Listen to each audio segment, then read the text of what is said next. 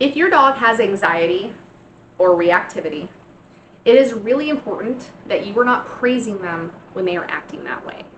It is in human nature to try to comfort our dog if we feel that they are in a place where they're not comfortable.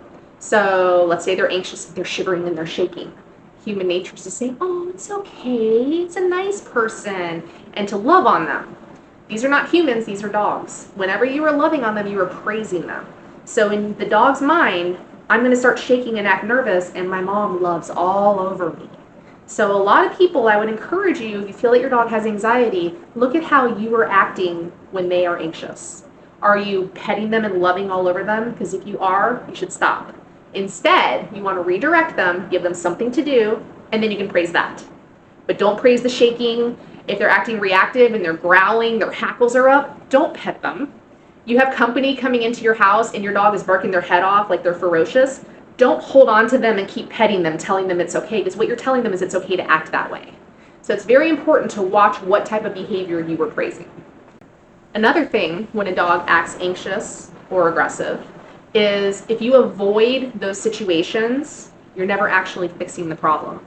I hear it all the time. Oh, they go crazy when they see another dog, so we walk our dog in the middle of the night and at weird hours of the day so that way we don't encounter anybody. Or they don't like going into stores, so we avoid going into that store now. If you avoid it, you're not fixing it.